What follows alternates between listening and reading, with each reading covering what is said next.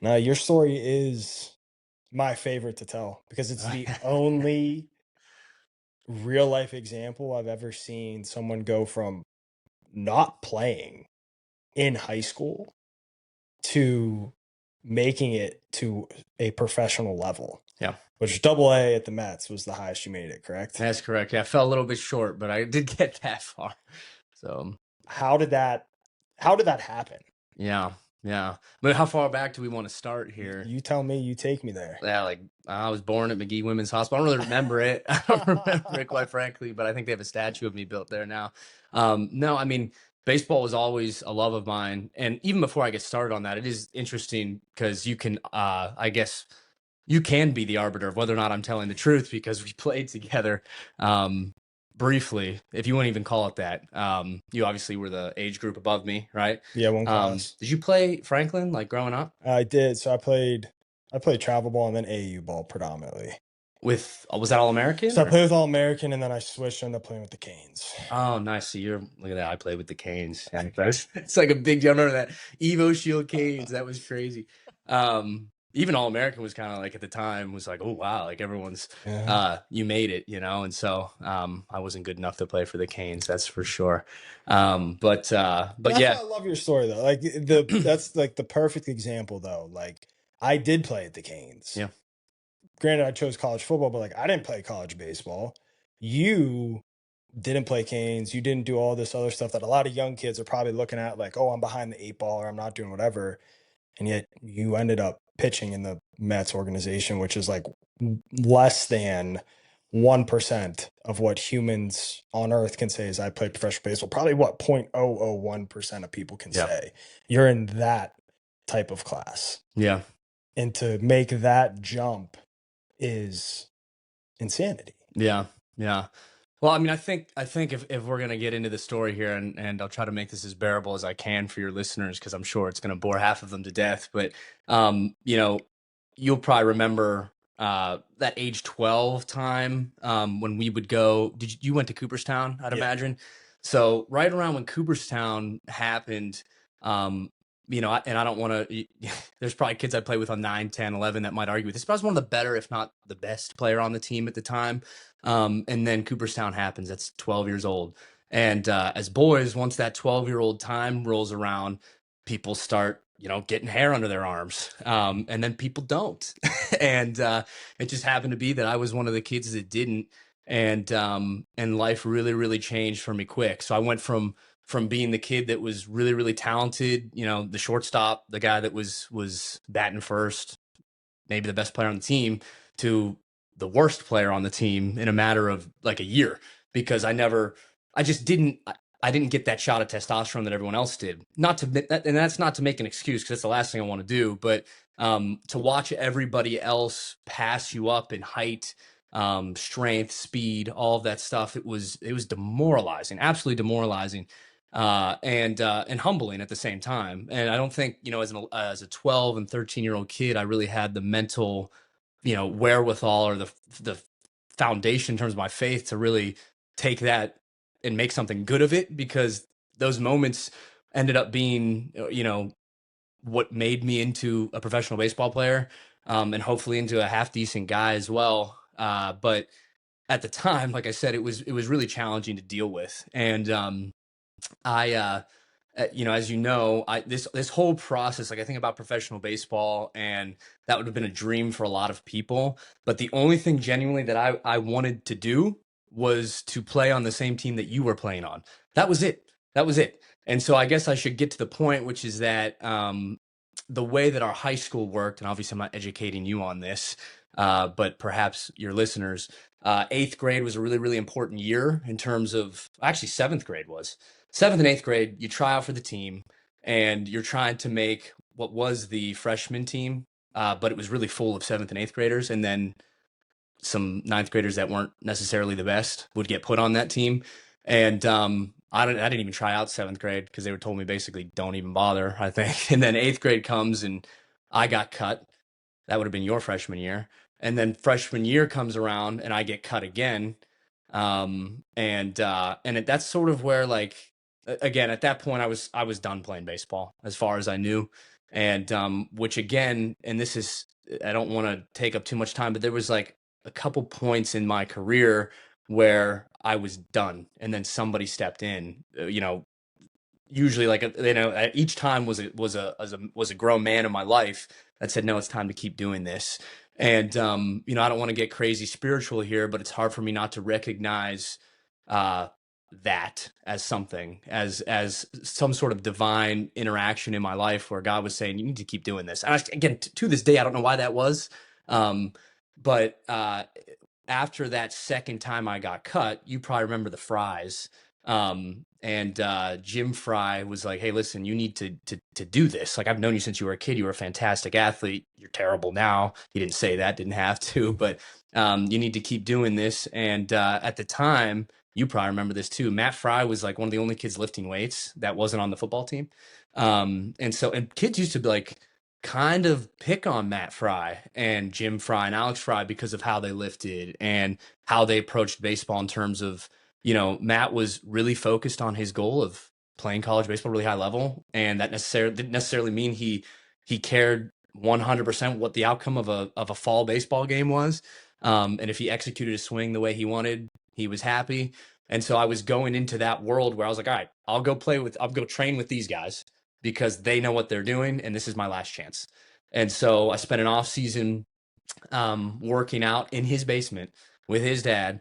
And I wish there was like some great ending to that part of the story. There wasn't. I was still horrible because I didn't have testosterone still. So I didn't really gain any strength, but I'm pretty sure, if not positive, that he wrote an email to Coach Sadler and was like, listen, this kid's working his tail off. Just put him on the JV team. Don't even play him. Yeah, like just let him put it on. And that was my dream. Like the only thing I ever wanted to do was get those wear those majestic pullovers and the new era Franklin Regional hat. That was the only thing I wanted. That was it. That was the one. Apparently, it was too much to ask for. But actually, they ended up taking me on the JV team, so I played JV that year, and then junior year, it's a horrible sign to play JV. I was on JV again. Although what's interesting about that is I forgot to say this. That freshman year, I 100% deserved to be cut. Like I should not have been on the team. So I don't want to say that there's politics or anything like that. I ran this. This might be interesting to people that are baseball fans in your podcast, if there are any. I ran a 9 flat 60. And I don't know how No bad that is. way. It was 9 flat. It was a 9 flat 60. And what's funny is when I ran it, I saw Coach Sadler and Coach Marquez on the thing, and they like looked at it and they like double taked and showed each other. And I was like, that's a pretty good run time. They're like, wow, this guy really improved. Um, Needless to say, that wasn't the reason why they gave that reaction wasn't why I had hoped. Uh, so so that's one thing I can't stand, by the way, is when people start talking about politics when it comes, not like the big P politics, but more so like, oh, I didn't make the team because of politics. It's never the case. It may be the case if you're a fringe guy, but you should take yourself out of the fringe, especially the high school level. Like, be good enough that politics have nothing to do with it. And so I think at the time, maybe I thought that stuff was all politics, but certainly not in hindsight. I just wasn't good enough. So anyway, moral of the story was played varsity baseball my senior year, and I sort of played varsity my senior year, I should say. I really didn't play. I was just on the bench. And in fact, I remember senior day, I finally got a start, my first varsity start. And I got one at bat, and I remember Coach Sadler was like, "This game means too much. You got to get out." And so they got me out of there, which was probably smart. And then that was it. So I thought that was the end of my career again, right? And then steps in Gus Bondy was the next guy who you played for, right?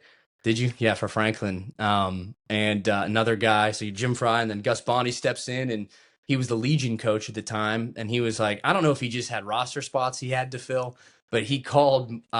He's like, listen, you need to play. I really think you could be a good ball player.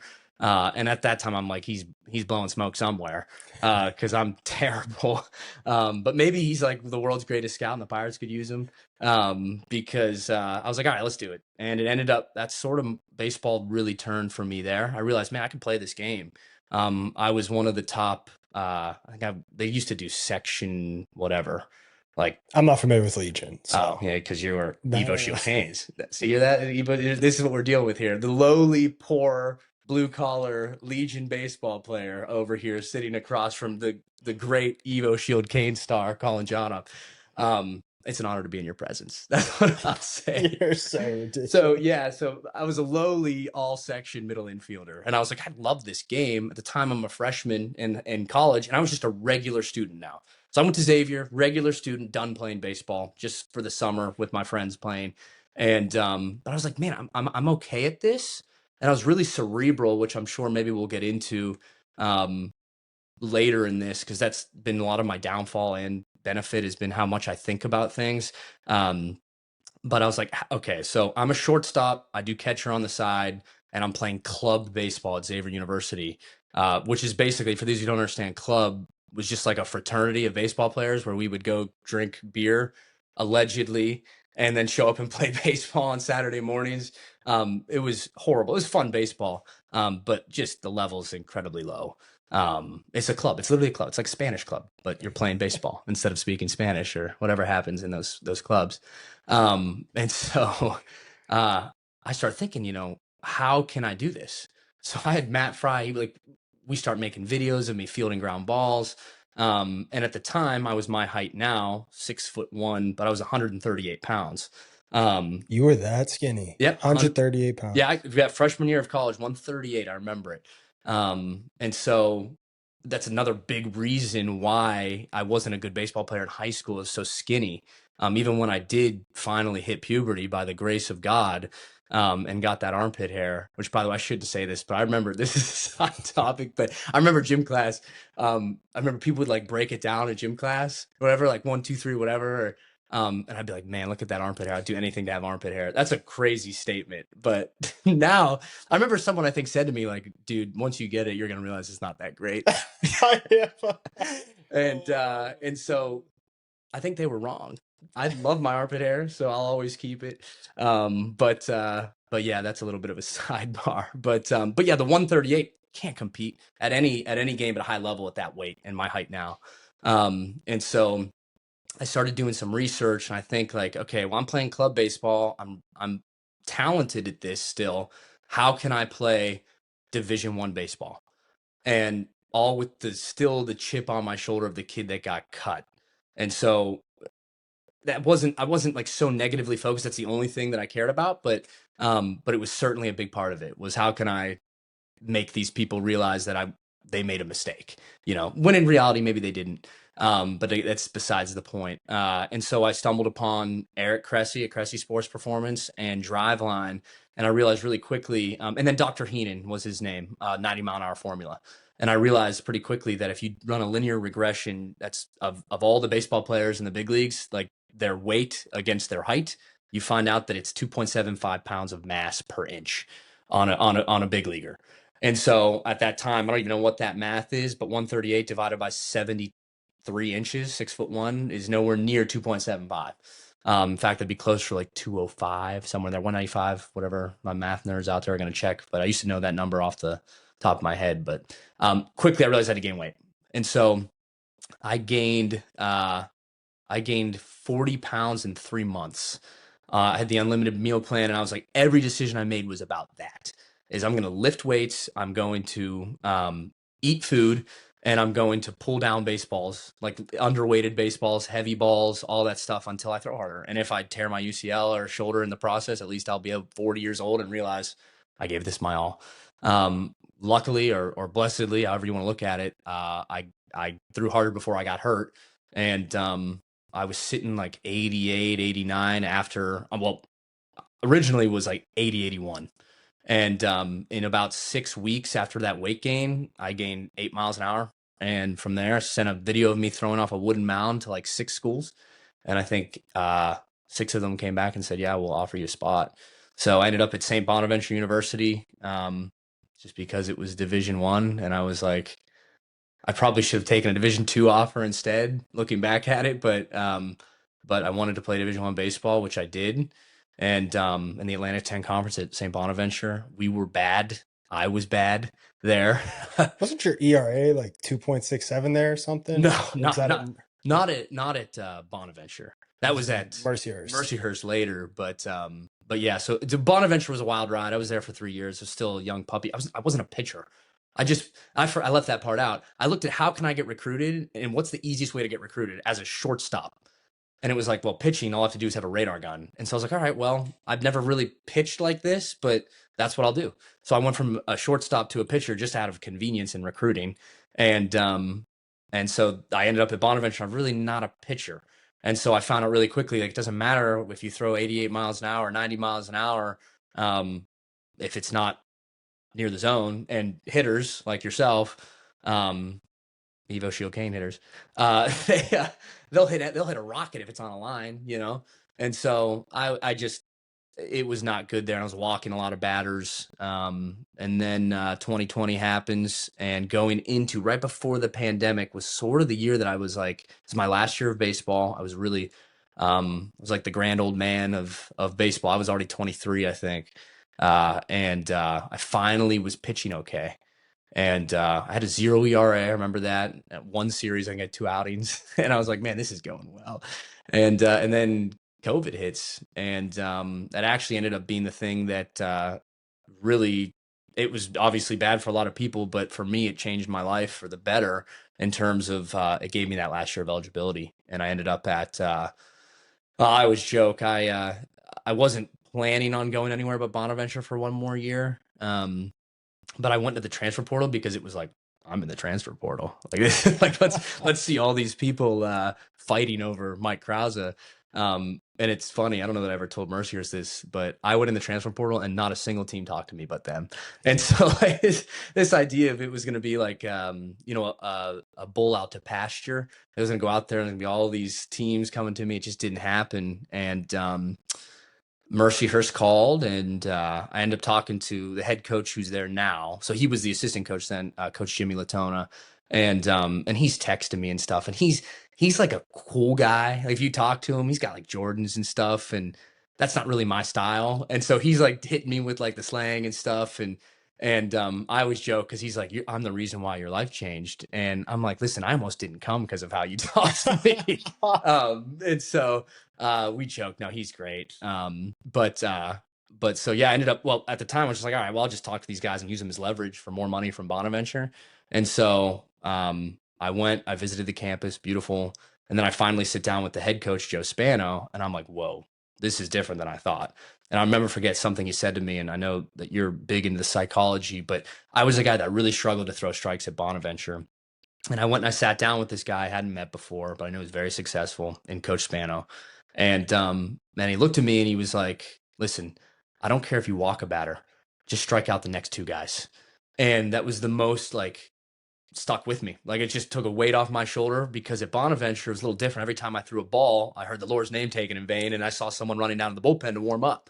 And that doesn't instill a lot of confidence. And then the zone looks smaller and smaller and smaller, and you start walking guys. So at that point I was like, I'm sold.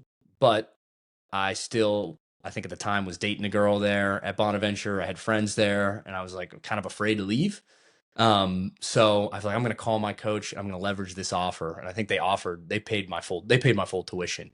And so I called, I called Coach Sudbrook, and I tell him, hey, just so you know, I just got a full ride to Mercyhurst. Like, silence. Like, I'm just waiting for him to be like, all right, we'll bump you up. Nothing. They offered me nothing. So, and they shouldn't have. But and I'm glad they didn't in the grand scheme of things. And so went to Mercyhurst and got on campus like day one there, thinking I'm the BMOC, like I'm the big man on campus now. I'm a Division I transfer. And I think day one, they were running just student only stuff, or player only stuff, because of COVID. And we were at this like ragtag field in the middle of nowhere, Erie. And I counted 14 guys that were throwing 90 miles an hour harder. And I remember calling home to my dad and saying, I made the biggest mistake of my life. So I think it was pretty soon after that I started looking up like the Air Force, the Marine Corps. I was moving on with my life, because I'm not going to pitch at this school, that's for sure. And so somehow, and that actually was a big part of it, was at the time I was really looking into the Marine Corps. And I stopped caring about baseball almost entirely. I still trained or whatever, but I was more or less focusing on how to prepare myself for that. And all of a sudden, baseball became easy. I don't really know how to describe it because I made peace with the fact that I wasn't going to play because these guys were all better than me. And I made peace with the fact that I was going to do something that was a lot harder than baseball anyway. And, uh, and all of a sudden, I threw every ball right down the middle. So I went from, I think, walking 3 guys for every strikeout I had at St. Bonaventure to leading the country in strikeout to walk ratio at Mercyhurst. I think I was striking out 17 and a half batters per walk. Um, and it should have been better than that. They included an intentional walk that Coach Spano made me execute, I should say, against, I can't remember who that was against, but I think I struck out like 74 guys and walked 3 or something like that. So It's not a coincidence that when you so there's always this tension between virtues is what I call yeah, it. Being an athlete.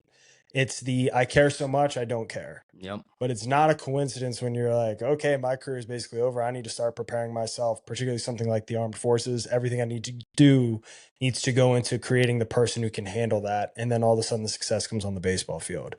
The complexities of who we are as competitors and identity, research typically shows that when you have a competitor and they have other avenues of life that is outside of their entire identity being in their sport, which is a lot of what I work on, is they actually perform better. it's crazy you say that too because I'm sure you've heard this where coaches are like, "Don't have a plan B." Right. And it's the opposite actually that you're saying and that I certainly experience is no, you should have a plan B because that makes plan A takes a lot of pressure off the plan A. And that's where it's like the balance between virtues, Yeah. right? And so that's where like the where you toe that line is you have to create the space for you to succeed, and so you have to know yourself. Yeah. And so for some people, it may be that burn the boats, no plan B type mentality. But for a majority of people, it is, yes, this is my plan A. I'm going to do absolutely everything I can to achieve plan A. But then there's also this whole other avenue of life. And honestly, Scotty Scheffler just gave a 5-minute spiel better than Mm, any other athlete I've ever seen, where he's yeah. like, listen, I've worked my whole life to be good at this, to compete for levels. He's like, but me winning a tournament doesn't give me nearly the fulfillment that my family does, that being a Absolutely. father does, that being a husband does. And so when you're constructing yourself as a person, as an athlete, that has to be understood. Yes, I'm going to compete. I'm going to train as hard as I can. I'm going to try and be the best I can.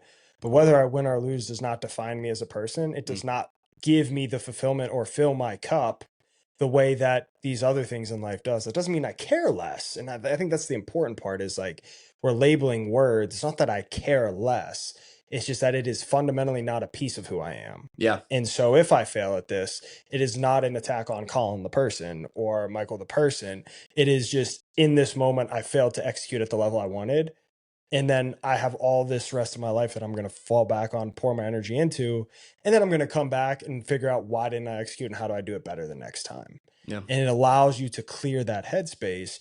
Sometimes it happens for us accidentally, and sometimes we have to do it purposefully.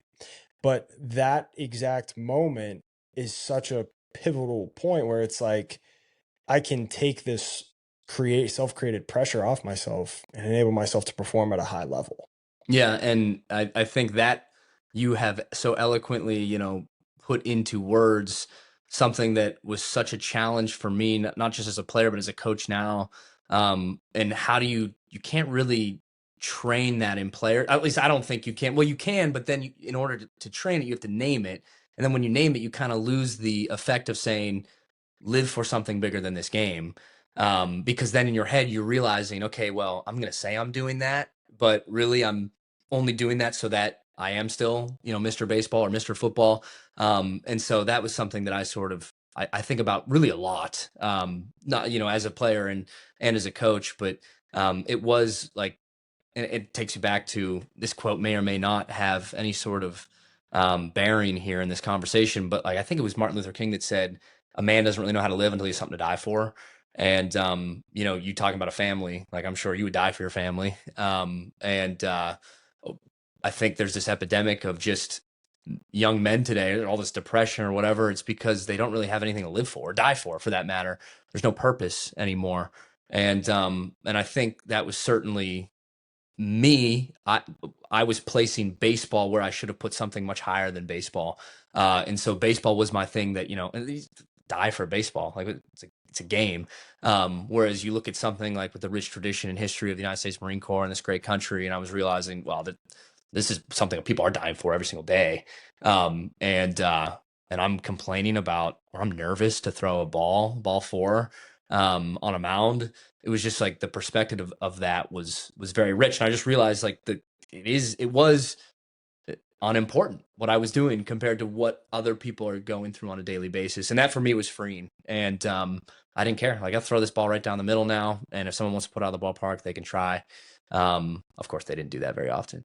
But and if I walk someone, I walk someone. And then granted, as soon as I had that finally had that thought process, well, then I started playing at a really, really high level. And so how do you train that? That's for people like you to figure out, and for people like me to just be grateful that I got lucky, I guess, and stumbled upon such a thing. But yeah, that's certainly what changed things for me at Mercyhurst was just that. So I kind of let go. I just kind of finally let go, and so whatever happens here because I'm going somewhere else. And then, needless to say, something else happened. So God had a different plan, and ended up, I got the chance to play professionally in indie ball first in Texas, and I played for a team down there that was really big. It was a travel team, so they didn't have a home field or whatever, and I played for like 4 outings, and I'm like, I'm done. This is horrible. We were traveling in vans, with your stuff on your lap for 16-hour rides, no space. And was not what I thought I signed up for. And I remember calling home, being like, I'm flying home. This is done. Like, I need to buy your own plane ticket. So I was like, Mom and Dad, please, I'm begging you. And so, that was it. I was done. And I flew out of Sioux Falls, South Dakota, home. And I remember looking around here and thinking, man, I will never be back to Sioux Falls, South Dakota. Beautiful town. But I don't think I'll ever be in this airport again. Fly home. As soon as I get home, I get a phone call from my old coach, Brantley Freeman in Texas. And he's like, I got a team in that league that needs an arm right now. I was like, oh yeah, where are they playing? He said Sioux Falls, South Dakota. So I was talking to my parents at the time. It was the Cleburne Railroaders to their name. I was like, these are the New York Yankees of this league, this indie ball league. And I was like, all right, I'll go do this again, but I don't think it's going to go well. And I went to Sioux Falls with them, and the rest was sort of history there, where I kind of stuck on. And in indie ball, it's really ruthless. It's not like affiliated baseball. Like, you have to win right away. And so if you're not performing, you're gone. And not that I performed a really high level right away, but I was letting guys get themselves out, is the way I'd put it. So I was just kind of like flipping in the sweepers and letting them fly out or do whatever. And it was enough for me to survive that road trip, and then make it to a homestand. And then once the homestand happened, I just started, I don't know, I got comfortable. It was Texas, I guess. I was born to be in Texas, but ended up pitching really, really well that year. And then the following year, to make, again, a long story bearable, I was one of the best young pitchers in the league. And I'll never forget, like, guys talk about their draft day, and I didn't get that. And I'm so blessed that I got what I did, because the ownership at the time of the indie ball league I was in was very close with me. And they knew that sort of what happened was, on the day that I did get signed in 2022 by the Mets, the way it works for the people, this might be interesting to you. I don't know if this would be, but obviously the draft, you understand how the draft works. Indie ball is a lot different. So you're basically, they'll have pro scouts watching you play. And the night before, I had a save, and I got a phone call from Joe Spano, and he's like, hey, actually, I got a missed call at 9 a.m. And he doesn't like call me at 9 a.m. What are we doing? And I call him back. He doesn't pick up. So we're playing phone tag. And then I get in the group me for the team, like, hey, team meeting at like 3 p.m. or something. Which I was like, I got to go to the field early. But in my head, I was like, that's kind of weird. I missed this phone call, and then I got this team meeting. Finally got on the phone with Coach Spano, and he's like, hey, I got this Mets scout that's calling me, asking me weird things, like not just about like your numbers, but like who you are as a man, like who you are in the clubhouse. And so now I'm like putting 1 and 2 together, and I'm thinking, like, there's no way, because at the time I know the Diamondbacks had reached out like a week before, and then they signed like 6 other guys and not me. So I figured it was over, which was fine. I was at peace with it. But then we walk in and there's a team meeting, and they and my video's online if you want to watch it. And that's I've why I'm seen so it. grateful that Yeah. the front office set this meeting up and then took a video. They have the meeting again. I'm thinking like I'm gonna act like humble, but like I know what's coming. And then they have a meeting. It's about Meals on Wheels, and I was like, oh, so I guess I'm staying here, which I was fine with. I loved Texas. I loved my host family. I loved my teammates. And and then he kind of wraps that up or whatever, and they take signups for the Meals on Wheel thing, and then he's like, oh, and I told you guys, like, we're in the playoff hunt right now, and I'm not sure if that's exact. I think we were pretty bad at the time, actually. So maybe he wasn't saying that, but he's like, I'll make whatever moves necessary to make this team better. And then he was like, at some points, I've got to make moves that are going to make this team worse. And today's one of those days. And Michael Krauza, your contract's been purchased by the New York Mets, and never forget that. And I'm not of the persuasion that I think men should cry very often. But I did cry because I was still that kid that you knew in high school that got cut twice and then never really played varsity baseball. And I never thought I'd hear those words. So to think that I remember sitting in my manager's clubhouse and I was like, they purchased my contract for how much money? Like they spent that money on me. And I think the really interesting thing was after that, and how it pertains to your particular podcast is things went really sideways for me there. I wouldn't say really sideways. I pitched well the first year, but I remember my grandma, or at least my dad would tell me that she would say, like, be careful what you pray for, because sometimes you get it. It's exactly what happened. I was a little fish in a really, really big pond. I ran into a couple things, imposter syndrome. I don't know if you've heard of that. And then spotlight fallacy or whatever. Those two things basically rolled my mind for the next 2 years of baseball with the Mets organization. Nothing against them.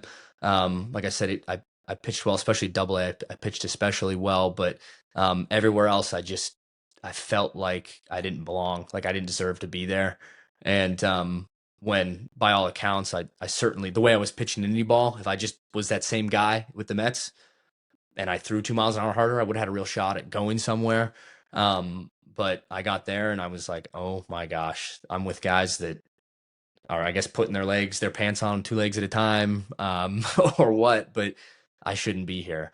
And that's probably my biggest regret in terms of my playing days was letting that sort of consume me. And I think it got to the point too where I had some conversation with some of the guys that went through a lot of the same stuff as athletes, where nobody wants to admit it because it's kind of like the yips, in the sense where, like, I feel like if I say it now, it is real. And if I can just kind of battle these things on my own, then maybe it won't be true. But by all accounts, I'd say, like, not to get into psychology, but like probably could have been diagnosed clinically with depression while I should have been the happiest of my life, because I would go to the field and I would just be like, I don't even want to throw. Don't put me in this game. Like, just let me go home and get in bed. And then I'd wake up in the morning and be like, don't want to get out of bed. Don't want to go to the field. When this was my dream that I had since I was a little kid and like a young boy. And it was all kind of crumbling down on me to the point where I think I got released in 2023 by the Mets on July 4th. Which I love America, so that one stung a little bit. But I felt nothing but relief when they released me. I was like, I am done with this game now. Like, this is it, because I had to get out of there. It was just too much for me. And I think it was a moment where I realized I wasn't mentally prepared for that. I mean, I go out there and I pitch poorly, and then it's on Twitter. And it's like, who is this scrub? Like Michael Krauza, he's horrible. Like, release him. You hear things in the stand that stands coming from the stands, even at a home field, that are like, you pitch poorly, you walk in the clubhouse, people don't even look at you, So baseball was one where, like, the highs were, I have never done drugs in my life. I'll take that to my grave, but I would imagine those highs were probably something like whatever the drugs would create that. If it's heroin or something. I hope not. Again, never done drugs in my life. But the lows were low. And I don't know, you probably had some of those lows too with football. But I was ready to be done with all that stuff by the end of it. So We could talk more about that stuff certainly, but it was the mental side of it was really really challenging for me with the Mets in particular, just because of how big of that organization was and the pressure that was associated with it. The lows in particular, I can relate really, really well to. You know, my listeners are very familiar with my story, where I started, where I finished, how it ended. And for me in college, particularly at Bucknell, like I was the guy, Yeah. right? Like I came in, started as a true freshman. There was not a game at Bucknell that I played freely. Every single game, I felt that looking at the clock, when's the game going to end? I don't want to have to go back out there for another Hmm. defensive stand. Like I want the game to end. I just want it to end. And then like, particularly if I was playing well, I was like, if the game ends right now, I'm getting a 90 grade and my coaches are Yeah. going to be happy. And when you look back, talk about that regret, I'm not big on regret because this has taught me so much. But the thing I would coach myself to is don't let it steal your joy. And then there's ways that I now do that and communicate, particularly through the lens of identity. And one of the biggest misnomers with identity, because who we are so complex, is you talked a lot about it up to this point, is serving something greater than yourself. The greatest individual thing you can do for your identity and for yourself is to serve something with a greater purpose. Mhm. A lot of people, that's faith. Some people, it's military. Whatever it is, some people, it's just serving the team. To serve something bigger than yourself is one of the greatest individual things you can do for yourself. And you also talked about the piece, which I think is really important. Well, if I train my identity, well, I'm really just doing that to be a good baseball player. Yeah. And it's the truth of fully buying into, okay, I need to engineer myself and I need to be a part of something bigger than myself. And whatever else happens as an athlete, that happens. But I need to execute on who I am as a person and how I build that person. And the serving is so important. There is few things in life, if anything, that gives you the fulfillment that serving something bigger than yourself does. So whether it's your family, whether it's, God and your faith, or whether it's your country, there's few things. People ask, well, why do people enlist back, in the military, the Marines or the Navy SEALs or whatever? And part of it is genetic wiring, but the other part is to serve something at that magnitude can't be replicated. There's nothing that can give you that type of fulfillment in life to knowing, hey, I'm willing to lay down my life for this. Yeah. And that's the part that athletes miss when they do focus in sports psychology or identity in particular, where it's like, I have to focus so much on me. Well, hey, sometimes, and majority of the time, focusing on something bigger than you is exactly what you need. And you just didn't know it. Yeah. There's something interesting about the way you talk about your past. You balance when you narrate this between the confidence and the extreme humility. The hey, I sucked or I shouldn't have been here, and to the same point, it's like, hey, I wanted to prove everybody wrong. I am good enough. When you were going through it in those moments when you got cut several times, when you're dealing with the imposter syndrome, where did you balance that humility and that irrational confidence? Because to go from I'm going to get cut multiple times, play one game senior year, to being willing to go through the ups and downs to get your shot at professional baseball, Yeah. where's that balance of humility and irrational confidence going on in those moments? Yeah, I mean, that's a great question. I always felt like when things are going well, it's obviously easy to be confident. And the guys that you know you get to meet in affiliated baseball is really cool because you get to meet big leaguers a lot because they're rehabbing or whatever. Like Jacob DeGrom, he was the guy sitting next to me in my locker in a low A start against the Daytona Tortugas, the low A affiliate of the Reds. And I got to talk to him and see him how he works, and you realize these guys are most of the time, a lot of the time, they're either absurdly confident out of their mind, or at least they give that appearance. Who knows what's going on in their head? Or a lot of times they're not very cerebral. I'll put it nicely. Like they don't even realize that they're pitching in front of 40,000 people or whatever. But yeah, in those moments, when things are going well, I think like on the field, I listened to a Jocko podcast the other day, and this sort of answers that, where someone was asking him like, how do I deal with the anxiety of like sport? And he said, "Go, just go." And well, what does that? What the heck does that mean? He's like, well, when he was like preparing for missions or whatever, everyone's anxious. Like, I'm like, and lots more's on the line for these guys than for me or you going out to play sports. Um, and he's like, I always remembered that as soon as we got out of the Humvee or whatever, my heart rate went down and I was working. You know, the anxiety went away, and that's something that was very true for me. Was once I stepped onto the batter stepped in the box, it was a completely different uh, mindset for me. And so much so that I think I probably went a little too far a few times with confidence, where I actually started a couple benches clearing balls by saying things I shouldn't have, and then hiding behind my catcher, which was usually bigger than me. But yeah, so there was that. So for me, I think the confidence was like on the field, and then as soon as I got off the field, unless it was a good outing, then I would take that confidence home until the next day, and then it's like humility again. So, which again, that's sort of fake confidence is the way I'd put it. So, how do you balance it? I'm not sure. I certainly was, at least I felt pretty humble, because baseball is gonna, as soon as you're confident, it's got you. Um, like the baseball is gonna find a way to bring you back down. I don't know if football's the same way, but I would imagine to a degree that it is. So yeah, I don't really know a great answer to that, other than it's sort of both, and I don't really know how to best manage that. But the one thing I do know is I knew from the very beginning that I wasn't the best guy in the clubhouse in terms of stuff. Like, I wasn't throwing 100 miles an hour. I was 90, 93. I had a really good slider, but there's plenty of guys that had a skill set, like stuff plus profile, pitching wise, that were a lot better than me.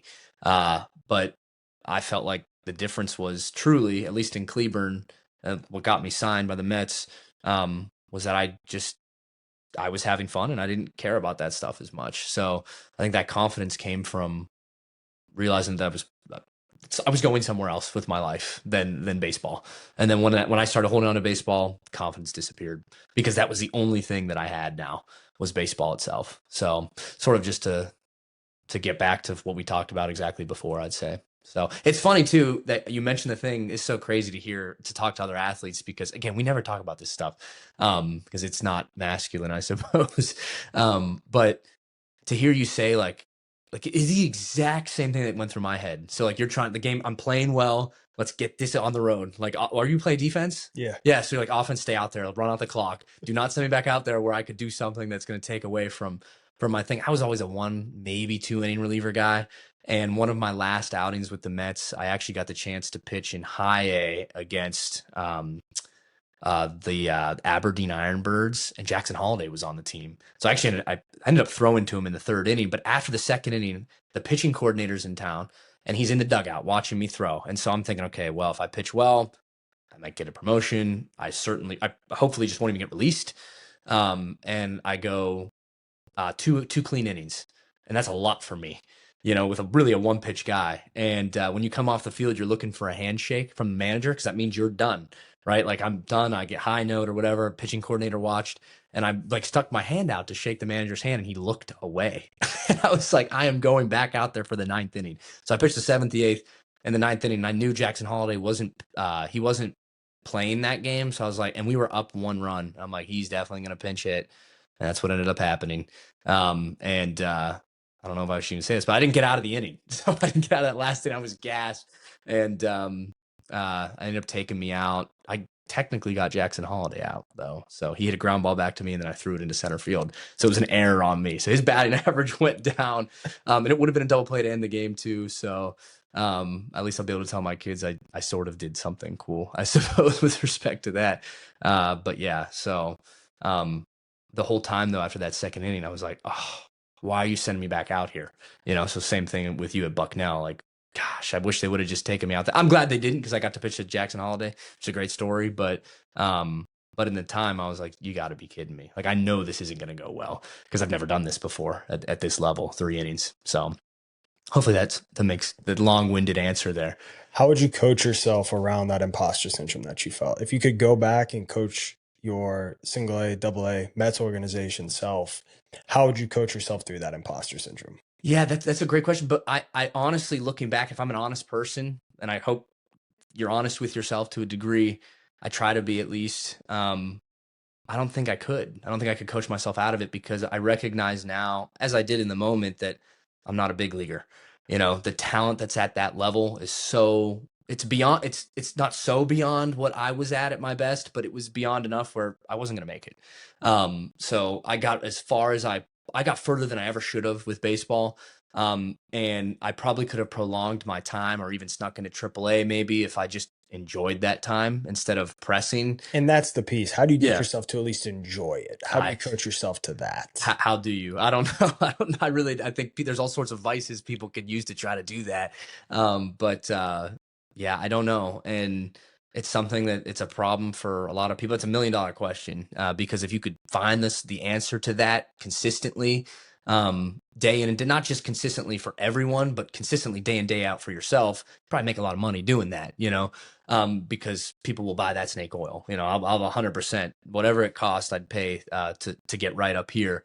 I don't know that you ever can because I think there's so many highs and lows with baseball that you're going to go through an imposter syndrome unless you're one of the. I mean, I don't know if Max Scherzer goes through imposter syndrome. I had the opportunity to train next to him a couple times, and then he was with the Mets when I was. That guy's insane. Like he's just, and again, he appears that way. People may have looked at me and thought the same thing. I doubt it.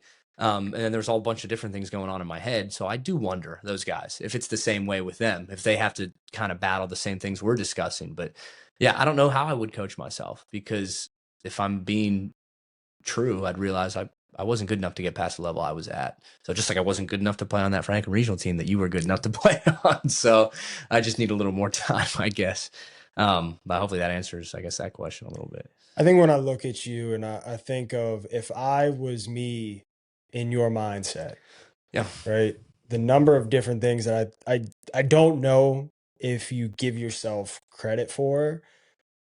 So confidence in a nutshell, obviously it's more complex and deeper than this, but confidence pretty much comes from proof of concept. Mm, Like I'm good enough because of XYZ. yeah. A lot of times where lack of confidence comes from people who are qualified is lack of routine reflection Mm, and understanding and constantly bringing it back to your attention. Because when you're put in moments similar to Navy SEALs is when you get into those moments of life and death, your brain latches on to your preparation. Your brain is going to go to any shred of evidence that you're capable. So when you're in go, go, go mode and you're subconscious fully, it goes back to what you've been trained to do. So the more you can reflect and bring that to the conscious mind, the more you can go into events, and you're always going to experience some type of anxious stress energy. It's just learning to channel that energy to where it needs to go. yeah. And so for you, like if I were to coach you, every time you get into that imposter syndrome, I don't belong here, I'm not good enough. Well, one, even if that's true, go back to that irrational confidence kid that went from being cut in high school to chasing a dream to pitch in professional baseball and reflect on each one of those stages. Hey, I went from a kid who literally couldn't get on the field in high school baseball in Western PA where baseball's not prominent to the point where I look where I'm at today. In each stage of your career, reflect what you did and your willingness to commit to training with the Fries, your willingness to go play Legion ball with Gus Bondi, your willingness to take club ball and look, hey, I'm going to film this and I'm just going to pick up pitching. Yeah. Like never pitched in my life. I was a shortstop. Now all of a sudden, hey, I want to play divisional baseball while I'm, 18 years old, never pitched. I'm just going to learn to pitch. Like those are so rare in itself. And to understand the magnitude of what those were, you have to appreciate that as an athlete. And I'm very much of the mindset of like, hey, arrogance, right? Arrogance is thinking I'm a better individual than you, regardless of sport, is I'm above you. Mm-hmm. But to have that overarching confidence, now I can do this. Like maybe I can't do it yet, but I'm going to figure it out. Maybe I'm not good enough yet, but I'm going to figure it out. And having those that irrational confidence that I touched to, and that deep rooted belief in yourself that I can do this because I've done X, Y, and Z throughout the process. Yeah, I think that's and I don't want to make it seem like I never had that. I think with the Mets, I probably never had that with the Mets. But my first few years of indie ball, which is professional baseball, I definitely did. And I actually was thinking about this the other night. I didn't know why I was good, but I knew that every time I threw my slider, they weren't going to hit it. And there's a certain self-fulfilling, oh my gosh, I'm okay. I know there's like a little dyslexic moment there or something, but a self-fulfilling prophecy to sport. Whereas like if I throw this pitch and I know you're not going to hit it, chances are you're not going to hit this pitch. And I don't care what the metrics are on it. Whereas, you know, when you play affiliated professional baseball, they care about the horizontal, the vertical break, you know, the late break, the speed, the spin rate, all this stuff, the horizontal approach angle, all these things that make a good pitch. And to me, what makes a good pitch is, sure, all those things matter, but like if I know this guy's not going to hit this pitch and I throw it with complete conviction and will, he's probably not going to hit it. And that's certainly where I was at with my first few years of pro ball. So confident, like I am the best reliever in this league. And in fact, when I got signed by the Mets, remember my first outing, I would write on my wrist in Sharpie my stats from my first couple years of independent professional baseball. And I remember going out there and because I was nervous beyond like nerves. And we were playing the Yankees High A affiliate in Hudson Valley, an away game, and I finally got in. And I was looking down at my wrist at these stats. I was more afraid than anything else to walk people. I was like, I'm going to make these guys put it in play. So I had written down all of my strikeout to walk ratio numbers on my wrist. And so I'd look at my wrist and be like, all right, you don't walk anyone. Like all you do is throw strikes and strike people out. So like believe in that. And that outing went really, really well. So yeah, so I think I definitely did have that and then lost it. And so if I had it, then I should have been able to go back and have it. So I don't know, you talk through these things and you're probably right. Like if I just, not to give you credit, of course, but, but I would love to unpack you as an athlete, getting to work with you in the weeds. I yeah. could do that for hours. Yeah. Well, I mean, Now. that's my biggest issue is I think I was a very cerebral athlete in the sense that, I just thought about everything. And I was similar. It's a yeah, blessing and a curse to be absolutely. intelligent. Yeah, and the guys that I met that were big leaguers were like potheads that they were stupid. Like I don't know how to figure out. It's that meme, right? Where you've seen it's like on one end of the spectrum you have this really dumb people, Yeah. and then you have it's like the midwit meme, and then you have this arching curve where it's like these faces on the meme, and then you get back to the person with like the hood up who's super intelligent, who's at the exact same place that the idiot is in. He's exactly And the so, horseshoe theory. yeah, and so Yeah. it's like the athlete lens of that is I either need to be so supremely smart and in tune with who I am in the game to where everything just comes like Yep. this, or I need to be incredibly dumb Yeah. and just not think about anything and go out and play. Yeah. And anyone stuck in between those two levers is going to experience what we experienced to a higher degree, Yeah. right? And it's so challenging to get to either one of those spectrum because most of us fall in the midwit. Yeah. And I think there's benefits to those both ends of the spectrum. I think there's benefits and drawbacks at each individual high or low to both of them. Whereas like the guy that's stupid, but is just like a Neanderthal gamer. And I'm sure you met plenty of them in football. I met plenty of them in baseball, and I envied them a lot, like a lot. It's like, dude, like how do you not even you're pitching like big leaguers? Like you're pitching, you're at City Field, and if something goes wrong, like think about baseball for a second. Like you're pitching, and tenths, hundredths, thousandths of a second is the difference between a ball going to a catcher and in the dugout, essentially. And you start thinking about stuff like that, which I did. It was like, oh man, if I just like the blink of an eye is going to put a ball 5 feet in front of me versus where it needs to go. And like, how do you not think about those things? And yet this guy's like, like go hit my weed pen or something, whatever he's doing, to just get to the point where he's like, I don't care, bro. Like I'm just throwing this ball as hard as I can past a guy that's trying to take food off my table. And so the benefit to them on those low ends is, well, I mean, I think I don't know who has in the low end. Maybe they're not thinking so much about the fact that, okay, well, if I keep doing this, I'm gonna get released. Whereas the cerebral guys, like I think in that pit, that's like they're just gonna keep digging themselves a hole, or maybe they can otherwise. Maybe they're cerebral and they can think their way out of it. So, but on the high end, you know, the cerebral guy might be able to like document the fact that, okay, what's going right here? Whereas maybe the dumb guy's just going to stay on that high end because he's not thinking about it anyway, but he can't put it into context for future issues when he's in the hole. So I don't know, there's benefits and drawbacks to both, but I certainly, if I could go back, I'd probably rather just be the guy that's a caveman. I think that would have been much better for me. Did you So ever ask yourself in those moments when you're thinking about everything that could go wrong? Did you ever just ask yourself the question, well, what if everything goes right? no. Yep. No. Yeah, I definitely didn't. It was always what could go wrong here. I mean, I think like I certainly thought like that'd be kind of cool. I could go pitch in the big leagues or something like that. Maybe Colin will come wear his Evo Shield Kane shirt and be an honor for him to be a guest of mine at PNC Park or something. But yeah, not really. It was more so the negatives. I mean, I think when I was playing indie ball, I was like, man, I can't like that phone call. That phone call is going to be amazing.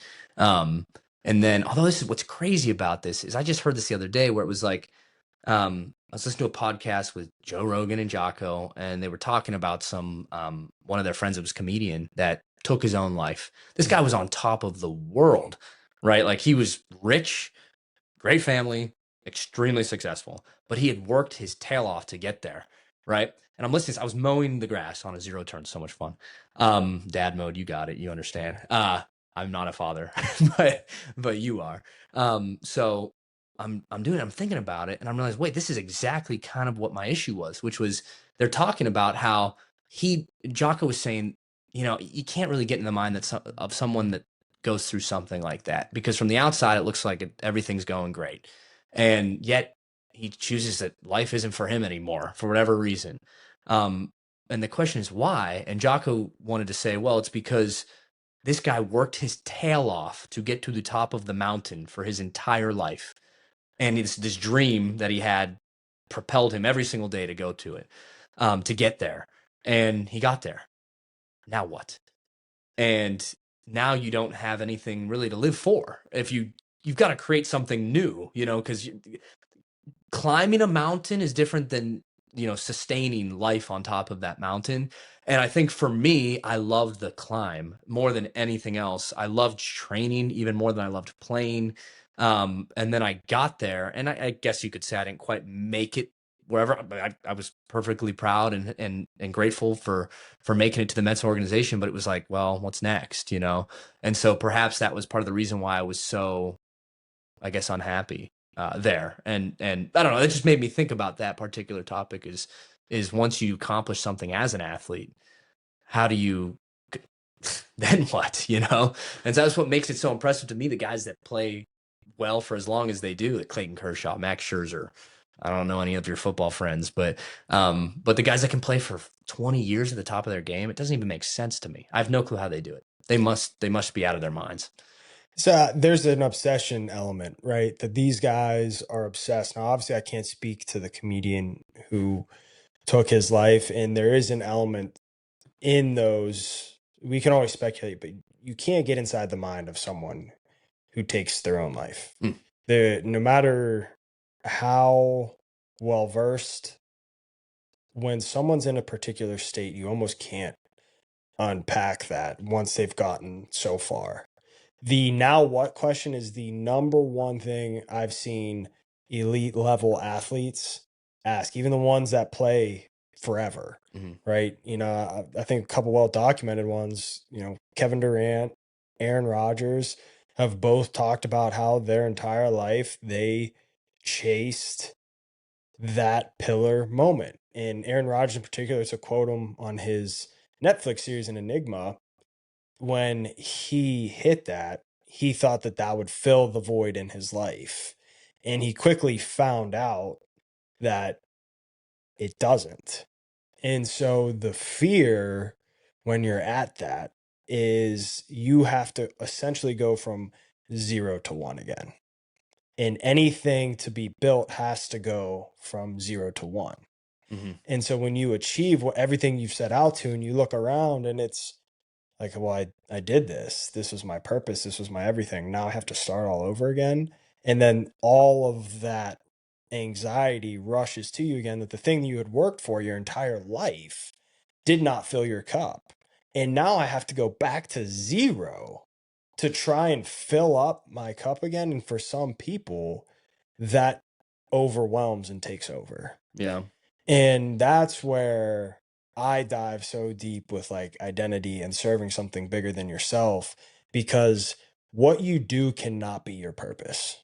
It can inspire you, it can drive you, it can bring you to act. It can be your obsession, but it cannot be how you define yourself. Absolutely. And it Yeah. cannot be the only thing that you serve. Yeah. And I think I haven't, really, we haven't gotten into faith very much, but I wouldn't be being honest if I wasn't, mentioning, at least if not talking at length about the role that faith played for me. And I remember distinctively saying to some guys, even when I was with the Mets, was like, some of these guys that were atheists or agnostic, like, I don't know how you get through it on a day-to-day basis without something like that. So I know in Catholicism, we talk about, you say you're not what you do or whatever, right? You live for, in Catholicism, vocation, and that vocation is, either a priest, devoted single life, nun, something like that, or a father, and then everything you do in life serves that purpose. And I think we talk again for hours. When I played my best baseball was when my faith was the strongest. But we could do 4 or 5 hours about faith alone in baseball, which might be interesting someday to get into, because it was very, very complicated for me. But I think when I was playing really at a really, really high level was when my faith was at a very, very high level. And but it was never for me like this one thing I can't stand. And I'm gonna check to see if you're wearing one of these.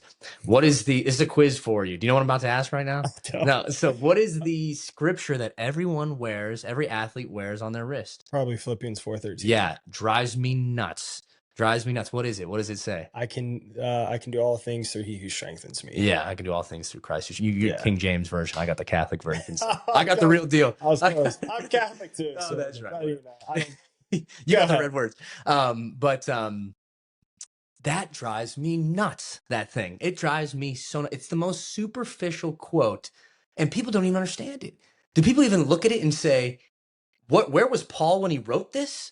Do you know where Paul was when he wrote this? Don't tell He me. was in prison, about to be killed, and God didn't deliver him a victory per se that we would see as athletes as any sort of measurable victory, which would at least be an honorable death, like an easier death, or hopefully more so freedom.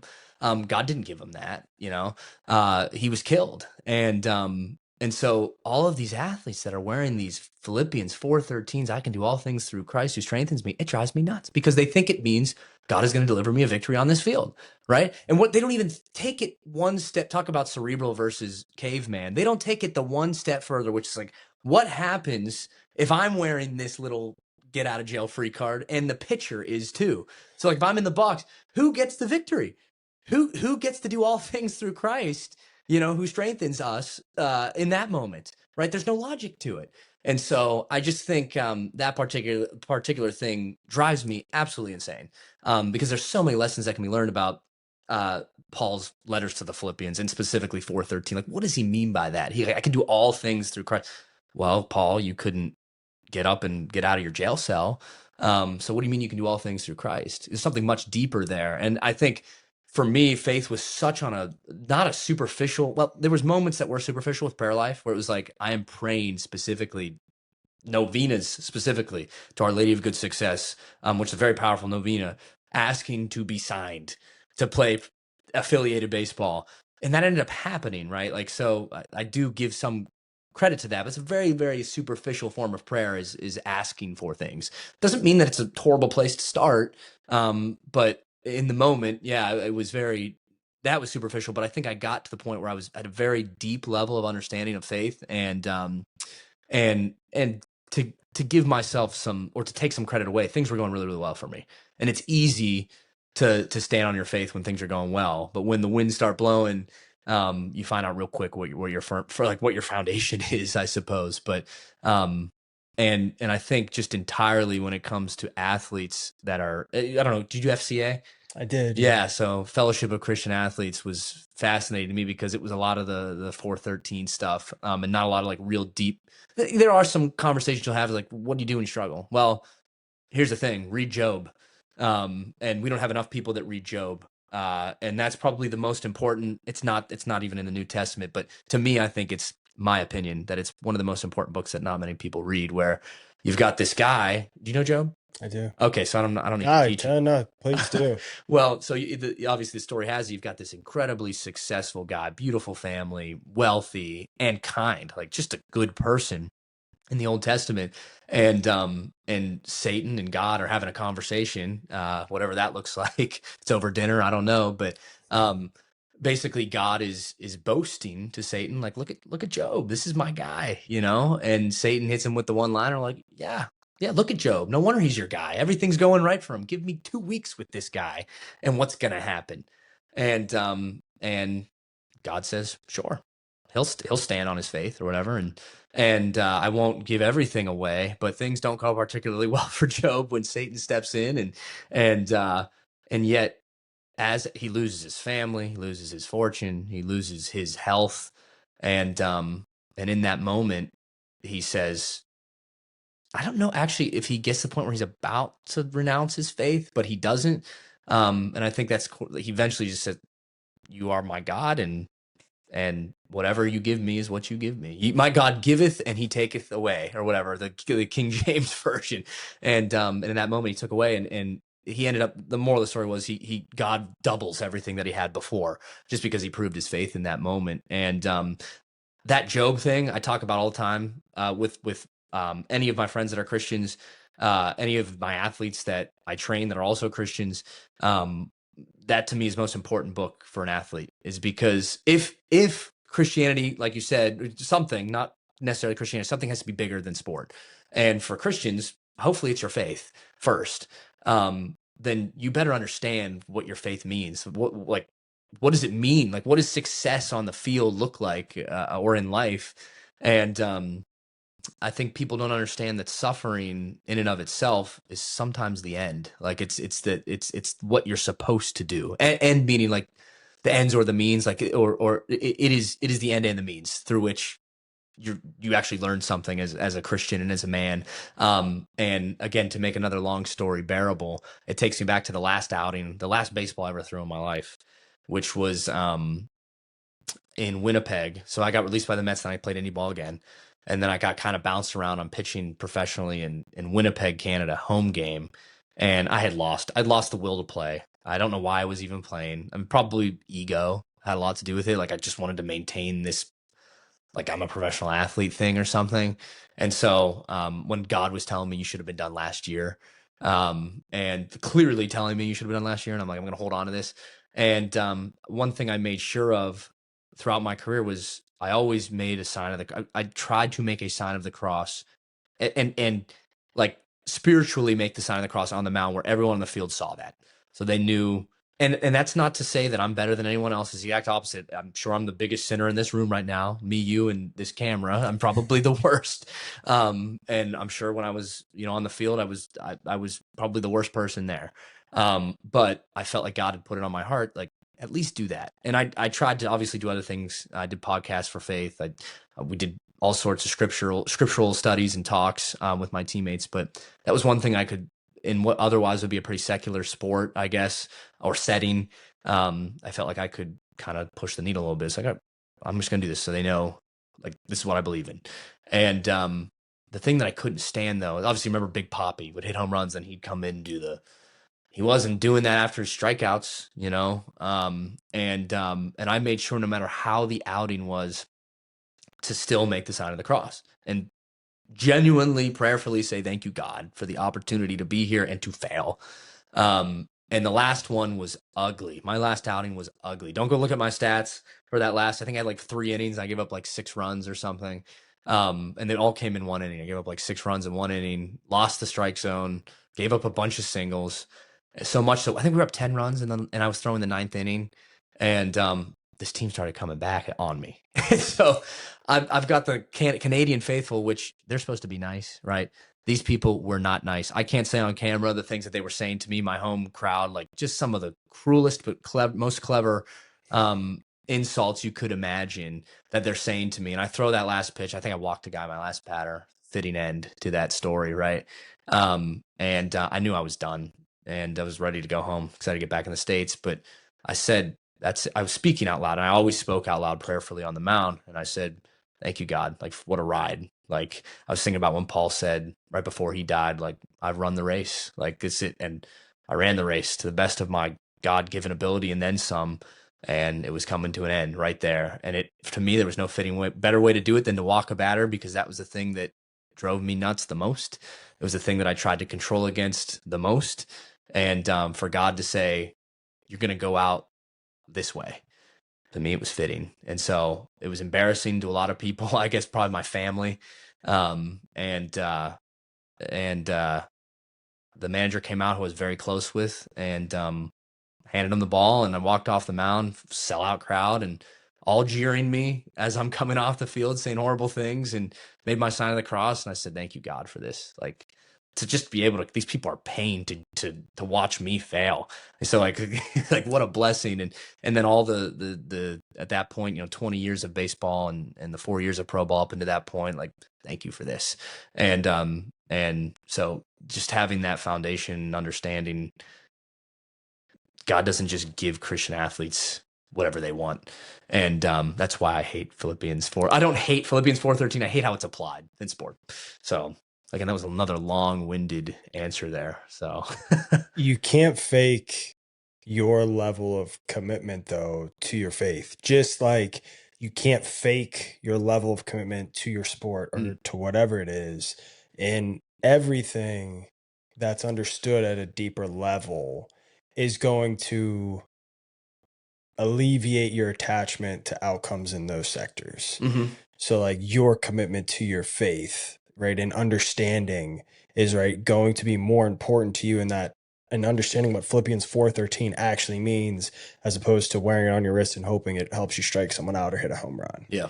And it's the same thing with who you are. It's the same thing with your commitment to your sport. When you're so deeply like in love and involved and committed to your craft as an athlete, you're able to let go, as you articulated earlier, of outcomes. You're able to be like, okay, I'm basically just going to get back to this.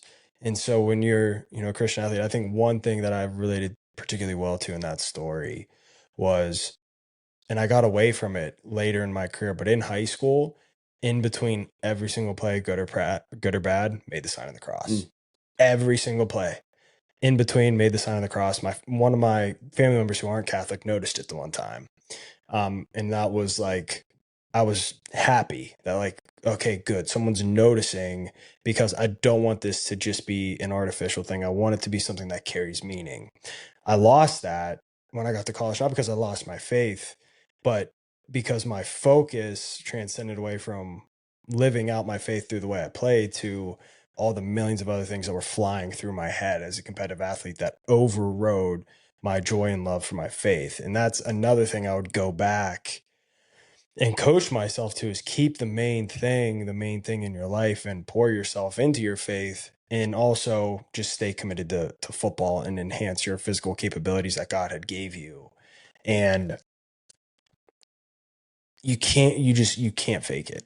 Yeah. You can't, I think it becomes especially true, like even like in your prayer life, like in your heart, if this is fake or You if can't it's lie to not. yourself. Yeah. And you certainly can't lie to God. Like, Yeah, he's going to know one way or another. But I remember even like early on when things were going well, my prayer was, God, if I can just keep doing this, like, let me be a vessel to spread faith through my baseball.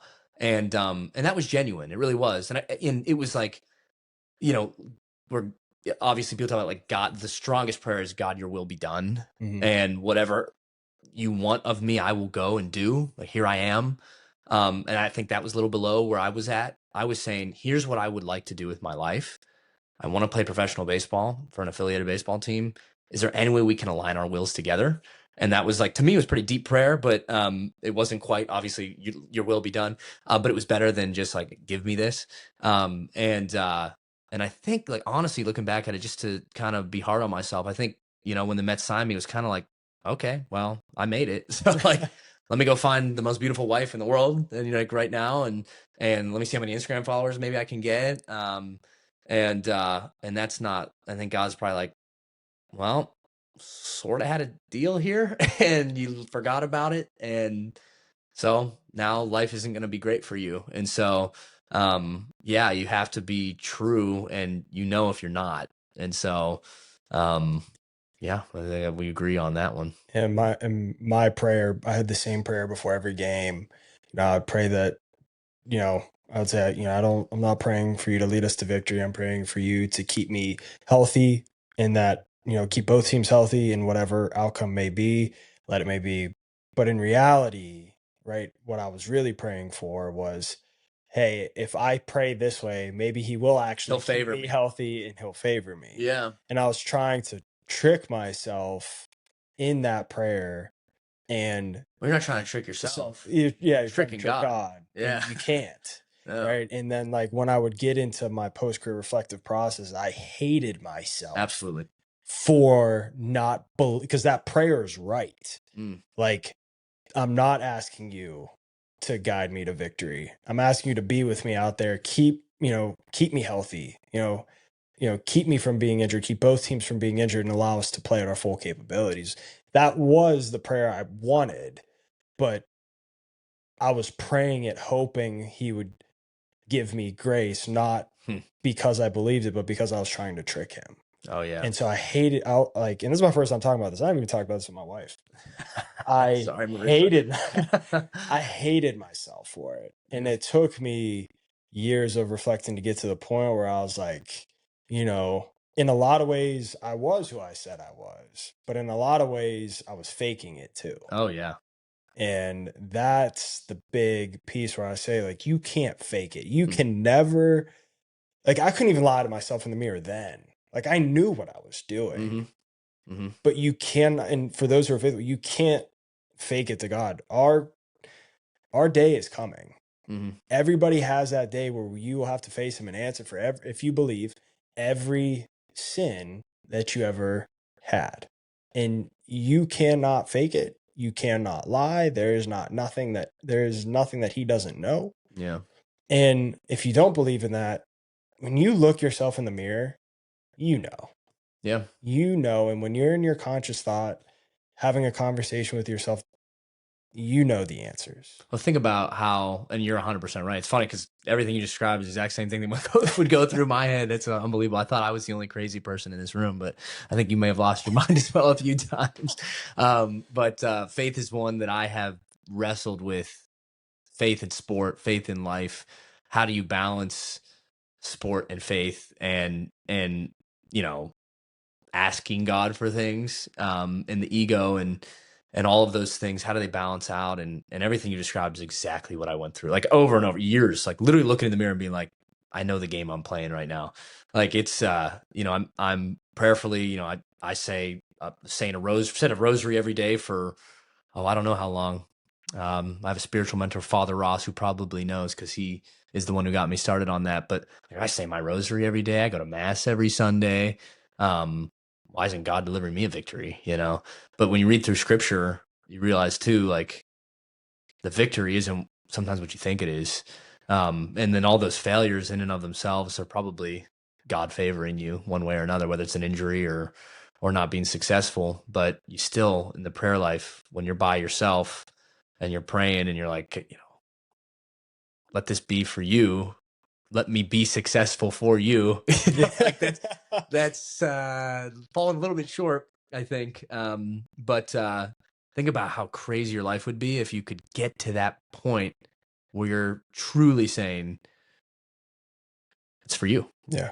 And you fully submit. How many people are like that? It's kind of Not, scary to not think. a lot. It's probably not very many. I Very think few. even like the priests, people like that, there's probably not a lot of people that get to No. the point where they're like fully Released. Yeah. But imagine it's kind of what we're talking about now, like Yeah.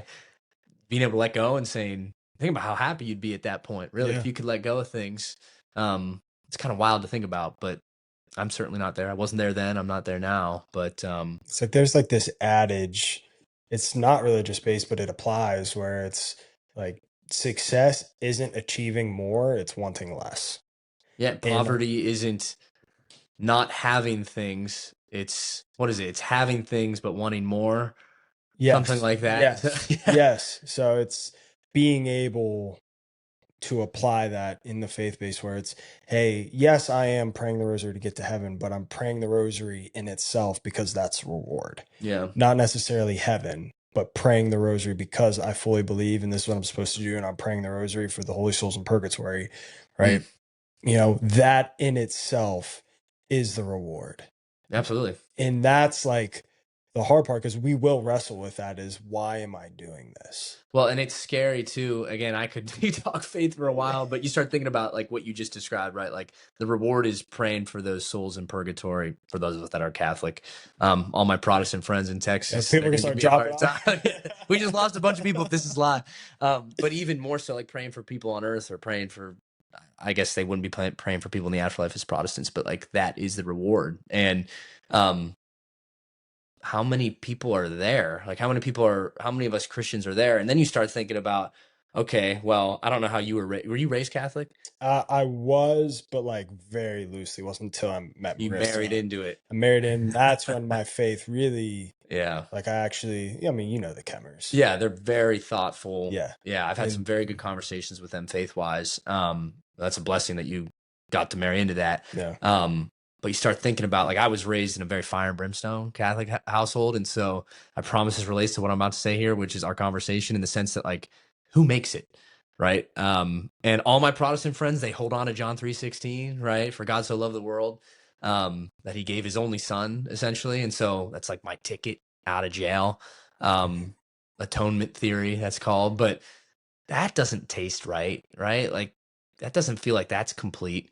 And then you have like how I was raised, which is that yeah, everyone's going downstairs. Like and like there's this really high standard where even what we're talking about, like how many people really get to the point where they're living for God's will? yeah, They're serving others completely, and their ego is completely suppressed to the point where it doesn't even matter to them. And when they hear it talking to them, they realize who is the enemy's talking to them. So that makes me almost think, okay, well, one of two things are true. Either there's very few that are going to be at that table, maybe not you and me even. I hope that's not true. Um, or God's mercy is probably a little bit more grand than I had been raised to think, if that makes sense. So I don't know. Again, we're turning a little bit of religious podcast here. I could talk for hours about that stuff, but it's fascinating to hear that even in the athlete, like the realm of sports, we have similar experiences there. That again, I've never talked about that stuff with people. Truly, never talked about this particular talk, especially with athletes. The idea of, you know, I know what I'm doing here and it's not good. I'm trying though, like I'm trying to be better, but the prayer life is one that's serving my ego, and not God. So that's interesting. That's good. Maybe some progress here. So maybe some progress here. Maybe you'll be the next doctor of the church. We can't be the first American Pope anymore. So no, yeah, that's been that's been taken from us.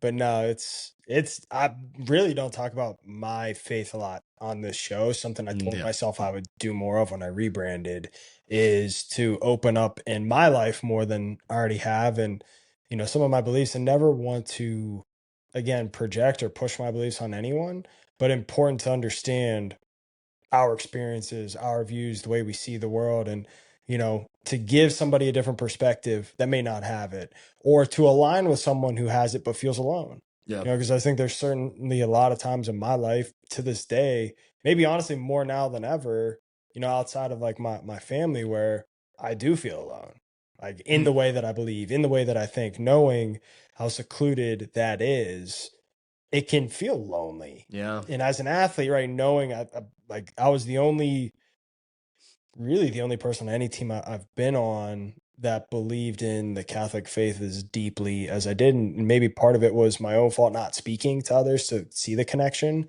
But we all are connected in one way or another. And, you know, didn't anticipate this going down this route today. But I love it nonetheless.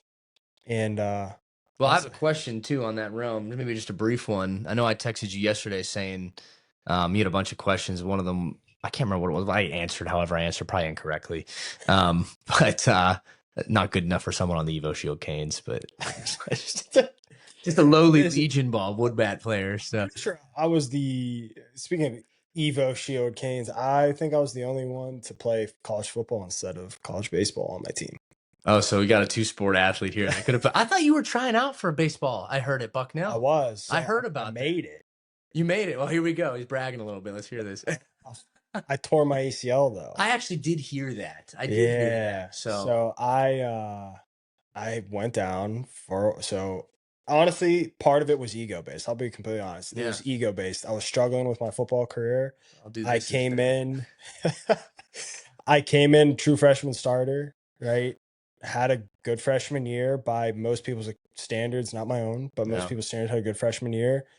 Was coming into my sophomore year, freshman spring, I'm not like I was bawling. Like Mm. every practice, I had an interception. Spring game, I had two interceptions. One was a pick six. Like was going bonkers. Like I came into the preseason my sophomore year with so much hype. Yeah. Enough And that you could, if you don't mind me asking this question, because I don't know much about it. Enough hype that you could have been drafted like no, that. no, no, no. This Okay. is we're FCS, but I could have transferred. Okay. Like that type of like hype. Like my coaches, like in the Patriot League media, were like Colin's gonna be like a The guy. guy.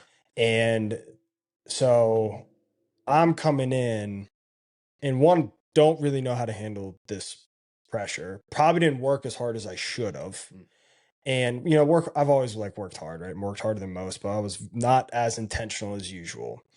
I come in, I like hurt my knee week one. It's not serious, but I get again ego based. I get put on the star player practice plan, okay, which looking back on it, I hated because like I hated that I let myself succumb to that because now I'm not practicing all the time. What's the star player practice plan? Like you get rest. So Basically, you're not in there they're every single coddling round. you. Yeah, you get coddled, right? They Because don't want you to they get want hurt. to exactly they want Yeah. to keep you healthy.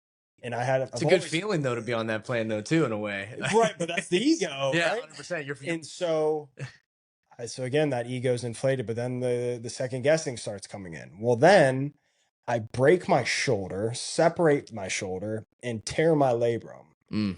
When I come the first day back from like my knee injury, okay, and I still have shoulder problems to this day, but we had a true freshman coming in who him and I actually ended up being good friends, and we were running mates, like each side corner, like we had really good career together, but I knew how good he was, and I was like, if I don't play, I'm gonna get benched. Mm. And so for me, I was like, I'm playing with this shoulder, like you guys can't keep me out, and so they let me. And I was awful, like awful. Like you talk about whatever. Like I was a terrible football player, Mm.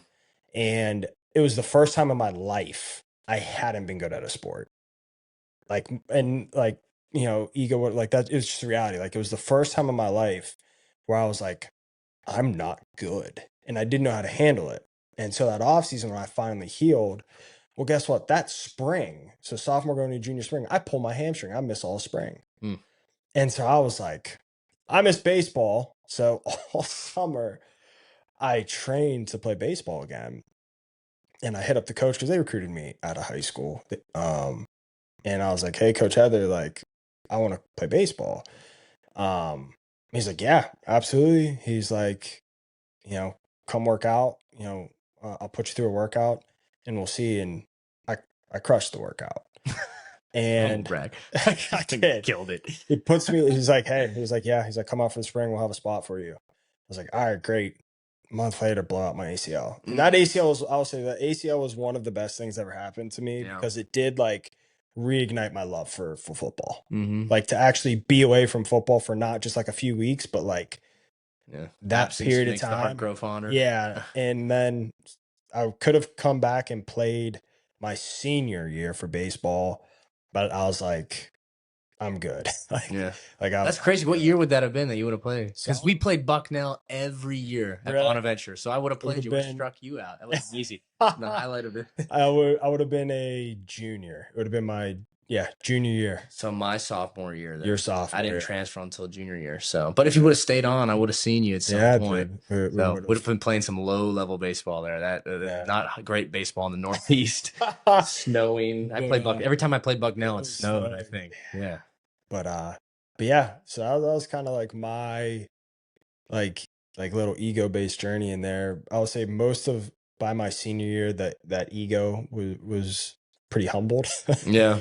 I was pretty humble by that point in my career. But yeah, ego was high after freshman year, particularly after that freshman spring. But then God knocked me down a couple totem poles real fast. Mm, So for good reason, it sounds yes, like. and Yeah. particularly that, we talk about, hey, injuries. That ACL ended up being one of the probably five greatest How'd you tear it? non What happened? literally. So I had actually partially torn it, didn't know it, For or from this is football? speculation. Yeah, so I had partially torn it the week before I officially tore it, but I hurt my knee again in practice junior spring. um Came down, in it's called come to balance, people call it breaking down, talk about things I hate. If you say break down as a defensive player, you're wrong. It's come to balance, and like you don't stop moving. But I was coming to balance to make a tackle, and I just like felt this click in my knee. I was like, that wasn't right. Mm. They checked me out. I was like, okay. They started doing this like 1980s tape wrap on my knee, and I was able to like play for a week. And I remember being the first day of classes, the week before our first game, and my coach looks at me as I'm like going through drills. He's like, "You don't feel very good, do you?" I was like, "No, I don't." Mm. And first one-on-one rep, post. As soon as I go to jump to like deflect the pass, boom, knee goes. And I land and my leg like gets stuck. So like I couldn't straighten it and I couldn't bend it. And get the MRI, clean tear right through the ACL. Mm. Yeah, So world's over at that point, right? yeah, In the so moment. comes crashing down. There in some parts though, like there was like this relief. I was like, Mm. I don't have to go out there and play. Yeah. Like it was like I don't have to, similar to how like we talked about before, it's like I don't have to like put myself out there. And then allowing myself to experience like those feelings, time expands. And I realized I was like, I miss playing. And I could get back to that joy Hmm. where it was like, I'm not going to let something steal my joy. I'm going to focus on playing. And I didn't do that as a great job when I got to a senior, but like much better where I could release that outcome and just like go focus on playing. What did you do actively to get to that point, though? Like, So the time, so was it how I just the would coach perspective it, that yeah, changed? perspective changed when I tore my ACL and I was away from the game, and I just realized how much I missed competing. Yeah. And like how I couldn't get that adrenaline rush outside. Now, how I would coach myself now is still different than the way I handled it then. But like it got back to the point where like rehab, I was focused every single day on just getting back to playing. I just wanted to play Hmm. and just missed being in those competitive environments. Um, and then senior year had a really good year. Was able to kind of in my own world resurrect the sucky 3 years previously. Um, but just getting back to that, like that perspective of I just want to play again. Yeah. And I think, kind of to get back to what we're talking about at the beginning, I think philosophically speaking, at least, like from a sports psychology standpoint, to me, that's the most important thing. I'm no sports psychologist, Yeah. but and I don't want to be, but because we have to deal with conversations like this every day, you know, Yeah. crazy people. But I think perspective is the most important thing that you would have. I don't know if that's true or not, but at least for me, Perspective. I argue yeah. that it's the most. And we live in a world and a culture today where everyone's telling you your life is so difficult. They're babying you like, the victim mentality is like the victim is the one on the pyramid that's the highest, that, in the religion that is, our politics today, whoever can be the greatest victim is they'll be celebrated on as a great saint in our secular faith that we have today. That doesn't help you on the in life. Certainly, I don't think it helps you in sport. And I hate to say it, but like whenever you think you're going through something hard, you're really not. You think about the countless number of people that have been through something like you torn ACL, right? Like I tore my labrum, I blew out my labrum, which ended up being, by the way, I would never play professional baseball if that didn't happen, and I thought my career was over. And I felt bad for myself badly, and then I remember, this is gonna be crazy. I probably shouldn't even say this, but at Mercyhurst before I would pitch. I was so like in tune with what I believed was next for me, which was the Marine Corps, that like I would watch, like I would literally watch combat footage like before going out to pitch, not because like that would fire me up, but because I realized, wow, my life is easy. Like my life is so easy compared to this stuff. I never complained that time of my life, never complained about anything because I was, well, I'm sure someone would, hey, there's an ex-girlfriend out there that's like, hey, he complained a lot. So I'm sure I complained, but in my mind, I didn't complain because like, wow, man, my life is so easy. Like what I used to always think too, like, what a blessing it is to get to complain about an ACL, what a blessing it is to get to throw a ball for and walk people. Our very worst days, there's plenty of people out there that would be like, I would do anything to have that. I don't just mean like, I mean like people with horrible birth defects and disabilities, or incredibly impoverished in other places of the world. And yet here in America, well, we have a depression problem, right? Like, why is that? It's because people can't seem to understand, like there's something that the human spirit needs with respect to hardship. And we live in a society that is like taken that completely away from people. And yet still calls us victims, like still calls us. So yeah, I think you sent me a text last night or whatever, asking like what I don't know, something like a philosophy or whatever it is. It is that perspective is king. Like your life is directly a reflection of your thoughts. That's it. So however you think in your head is how you see your life. And so if you can control the words in your head to yourself, then you have a pretty good life, probably, unless you're controlling them because you're a sadist or something, you want to suffer. But like if you're telling yourself like, hey, this is fine, like throw more at me, you throw more shit at me, let's go. Like if you do that, you're probably having a pretty good life. So I wish I could remember the study. By the way, you answered none of the questions I sent you last I night. answered a lot of them. I answered them very well. the Uh, best the so, best answers.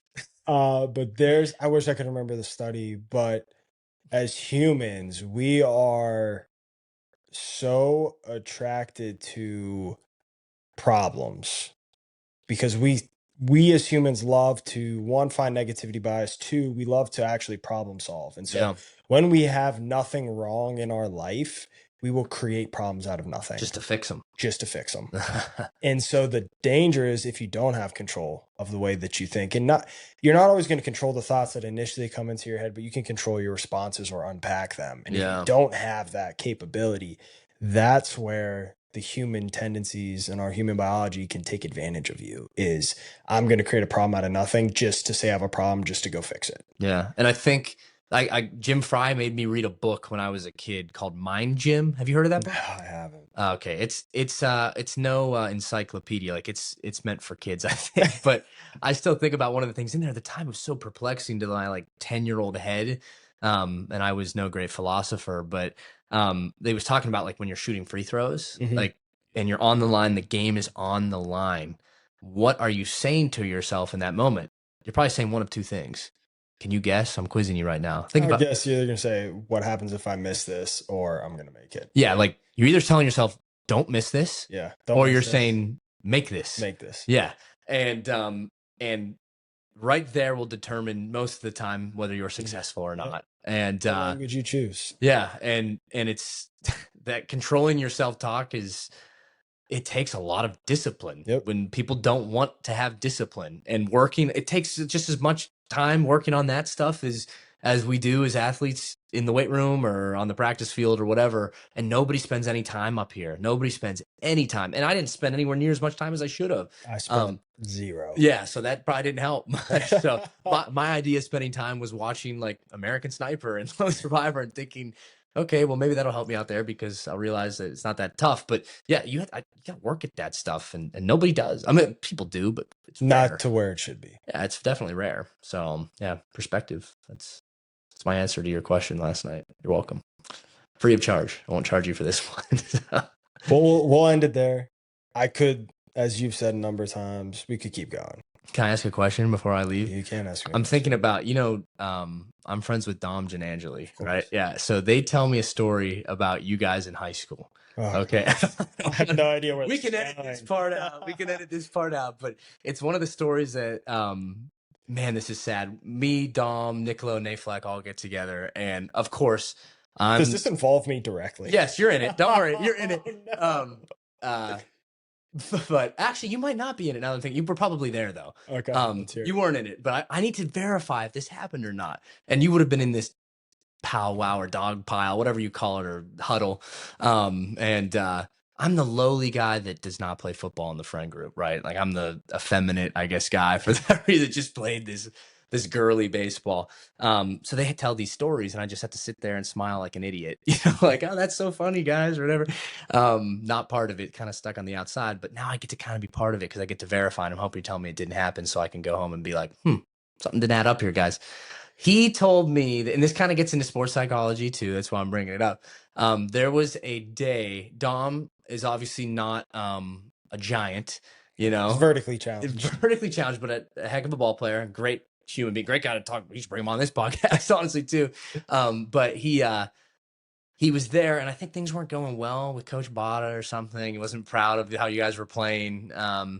And I won't name who the other player is, but it was a really, really big guy on the team. I tell you after this is over because I don't want to attack him for his effort in life. But he said something along the lines of, he looks around and he's like, I'm going to lose this. He's like, if I could just rip the heart out of Dom and put it in this guy's chest, we might actually win a ball game or something. But just absolutely insulting both guys, like basically saying, you don't have the size of this guy and you don't have the heart of him, essentially. And so we joke all the time. I wondered if that happened or not. So it had to. It's too crazy of a story not to happen. And Dom was just like, what?